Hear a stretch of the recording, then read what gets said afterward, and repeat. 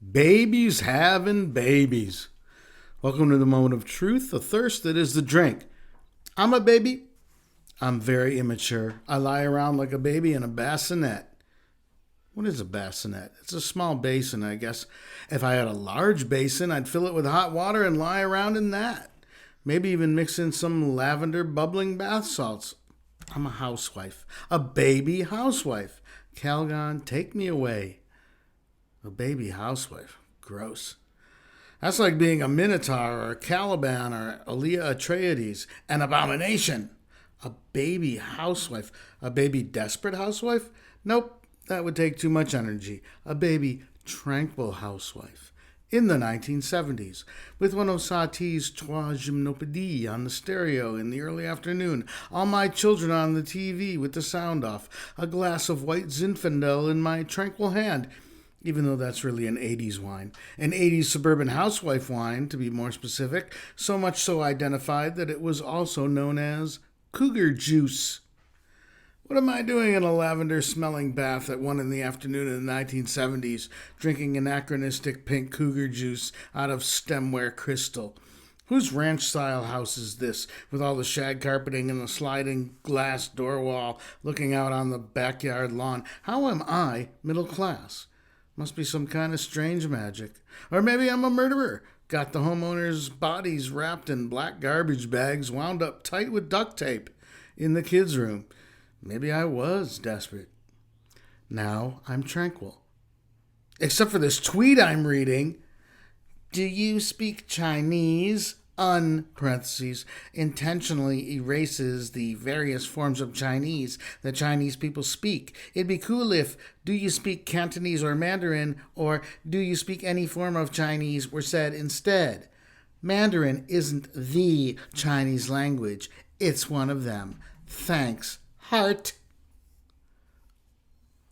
Parentheses, intentionally. Do you really think that anyone who knows Mandarin and Cantonese are spoken among different populations in and outside of China would conceal that fact just for the purpose of microaggressing against you? That in fact they would refrain from pretentiously mentioning that fact in know-it-all fashion? How little you understand people. My suggestion is that you stay as far away from them as possible. Why don't we just refuse to talk to anyone who is in any way different from us until we can read their minds and avoid making an error that might offend them to the extent that they accuse us of wanting to erase an aspect of them? That's what I'm going to do. If people don't know what the difference is between Yiddish, Hebrew, and Ladino, I'm going to accuse them of being Nazis. Isn't racism already enough of a problem without trying to turn it into a self-fulfilling prophecy? But I guess that's what people thrive on, making obnoxious noises. You know who started all this, don't you? Not the critical race theory academics. No, not the slave dealers of old. Though, of course, they had a hand in it. No, not the patriarchy. No, not the merchants. Not the kings. Not the scoundrels. Not even the babies. Although the babies do bear a terrible responsibility for the state of things today, I can tell you. But it's never just one thing, is it?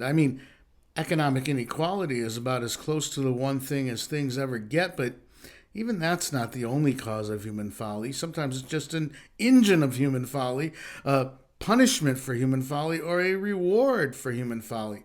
No, the real culprits are the observational comedians, the Seinfelds of old, the guys who did the equivalent of, "Isn't it amazing that Chinese people still use chopsticks?" back in the old days. "Doth it not bring thy teeth to the gnashing point when the village idiot droolest upon the hasp of thy flarkin?" Or whatever. Shakespeare had a few takes he had the good sense to edit out. To sleep, perchance to dream. Aye, there's the rub. For in that sleep of death what dreams may come. I hope it's not one of those dreams where your fingers are too slippery to get a good grip on the hilt of your sword while a herd of fretful porpentine are almost upon you. You know that dream? And your boots cannot find purchase upon the slopperdy earth beneath your feet? What's with that? Uneasy lies the head that wears the crown. Why do they make these crowns so heavy and pointy? What's with that? Who are these crown makers? Everyone thinks they're a comic genius these days.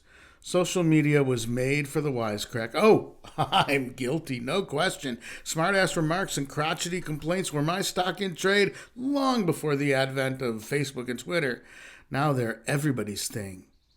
I'm not trying to say racism and xenophobia aren't built into our communication habits in insidious ways. I'm saying don't increase the burden of such insidiousness while pretending to employ a corrective to it. You do nothing but add to the general a-hole quotient of the intraspecies conversation.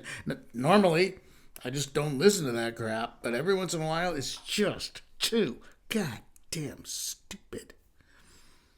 I'm glad TikTok and Instagram came along, encouraging people to think of themselves as master photographers and filmmakers, so the people who really excel in those areas can shoulder their load of pretending everything's fine in the midst of this Dunning-Kruger avalanche of human output. Back to babies, who in so many ways are the real culprits. Let's examine that word culprit, shall we? Culp. To blame, as in culpable, and prit, from the French prêt, as in prêt-à-porter, ready to wear, ready to be blamed, ripe for the blame. Babies come into the world blame ready. People think they're innocent babies. Oh, nothing could be further from the truth, I assure you. That's exactly what they want you to think. Babies are born liars. I know it's counterintuitive, isn't it? Well, that should tell you something. That should tell you that someone is a master deceiver. If a baby makes a stinky release of odor, do you think that baby is going to admit it? Or are they going to play innocent, as if they've done nothing at all? What is this innocent act, if not a denial? When we know they that deny it supply it. It's a denial of reality. It's a denial of cause and effect. What is more destructive to rational discourse? What, I ask you. And I ask the baby. And the baby doesn't answer. Typical baby. Like a mobster exercising Fifth Amendment rights, the baby, if they answer at all, answers with a non-response. It's disgusting. Have you no shame, baby? No, the baby has no shame. You know it's true. The baby has no shame. Stop having these shameless babies. Humans are repulsive enough without being babies. A human is an oily, flaky, viscous, reeking, hairy, excreting thing. A baby is no exception, but they started it. Who was the first person to pollute the earth with their waste? A baby. Which came first, the mother human or the baby human? Obviously, the first baby human was birthed by a pre-human mother. The baby wasn't even created by a human. That's so much worse, isn't it? And then after that scandalous beginning, the humans picked up where the pre-humans left off. And the baby doesn't care. This horrific history in its background, and the baby's just la-dee-da about it, couldn't care less. Shameless. Would it kill you people to do a simple background check on the thing before you bring it into your collective home? I can't really blame you, though. You all used to be babies, after all, and you know what they're like. Consider the source. Garbage in, garbage out.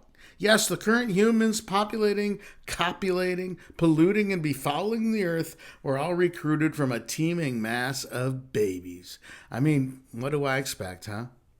I know some of you love babies, but even you must admit there's a lot of room for improvement, but that room usually gets filled with anything but improvement. Now, I admit I'm a baby, but unlike most babies, I admit it. I've got self-awareness. I live the examined life, not the unexamined life most babies are allowed to get away with. Who's allowing them to get away unexamined? Other babies. Babies having babies. Babies having babies. Let's have a little humility here, people. Professor Magnificent with your superconducting super collider, your masterwork of civilization, your prize-winning piece of poo you're so proud of. We're all frightened, wounded, posturing, insecure, defensive, crying, ignorant babies. And that's who's running the world right now.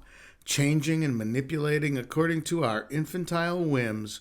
Oh, we pretend they're well considered, those whims. I'm sure there are those who even believe they've thought deeply and carefully about what's best for all the other babies they're imposing their wills upon. And so far, we've let those babies have their bottle. Let the baby have his bottle. Let the baby have his way. We must stop that. What could be more reckless than to let all these babies loose on our fragile planet? How could anything not go wrong? And on that note, this has been the Moment of Truth. Good day.